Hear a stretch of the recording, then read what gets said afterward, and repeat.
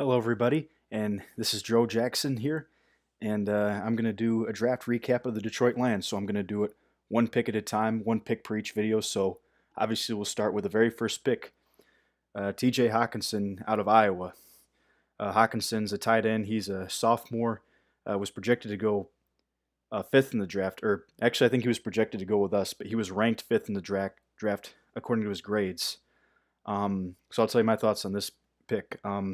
I give this one a B in 86, and my initial reaction to this, I'm going to be honest with you, I was absolutely furious. I thought the linebacker is the most pressing need that we have. Devin Bush is literally right there. We just missed out on Josh Allen, who I think we would have taken had he been there. And, Ed Oliver was obviously still there. There were definitely plenty of options we could have used to fix our defense, but now that I really think about it, given the new offensive coordinator that we just hired in Darrell Bevell, this draft pick makes perfect sense. And this guy is an absolute monster. He's going to help our offense immediately. To give you some stats, he's 6'5", weighs 250 pounds, runs a 4.7 in the 40. That's really good for a tight end. That's about what Zach Ertz ran. I think Kelsey was a little bit faster, but otherwise, in 2018, he finished with 760 receiving yards, 6 touchdowns, and that's in Iowa's offensive scheme, which he had to split catches with Noah Fant, who was drafted number 20 for the Denver Broncos. So I say this is a great fit for our scheme because Darrell Bevell, our new OC, he wants to run a pro-style offense, old-school football, 3 yards in a cloud of dust, and you know what? What better conference to go to than the Big Ten? Kirk Ferentz has been producing tight ends for years. You got the Wisconsin Badgers as well, running that I formation, the Michigan Wolverines, Michigan State Spartans, all those teams. They translate well to the NFL, and the Lions want to become like that. They want to be lining up in double tight sets, a lot of ace formations, and the problem is we didn't have a tight end. We had Wilson, who we just picked up last year, but he didn't make much of an impact. I don't even remember who the leading receiver was on the team last year via tight ends. As we got rid of Eric Ebron as well. But this guy's a lot better because he's an excellent blocker.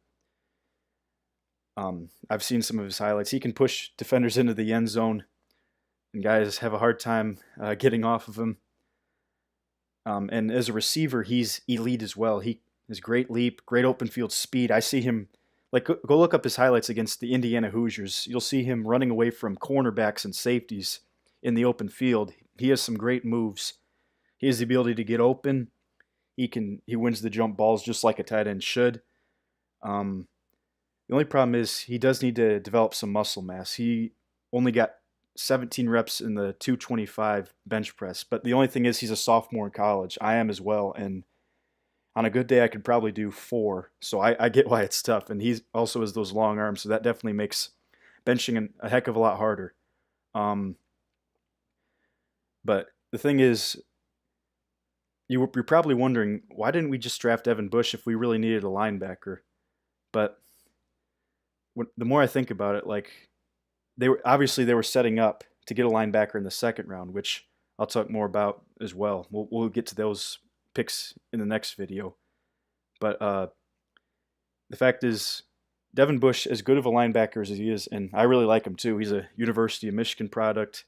The thing is, he's got great speed, but I think there's some concerns about how well he can get off of blocks. I mean, the thing is, he runs around guys, so he makes tackles. He has great pursuit.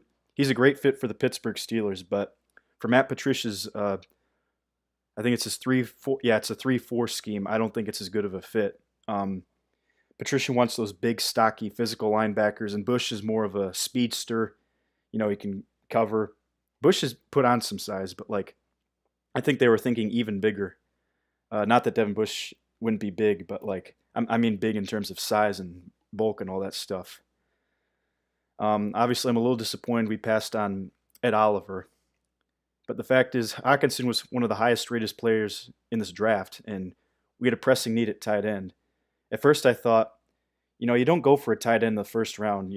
It's not that important of a position. But I think with our offensive scheme, if we're going to be going back in time, quote unquote, then this is a great fit. I think Jim Bob Cooter's offense was atrocious for tight ends. That's part of the reason why Ebron didn't reach his full potential.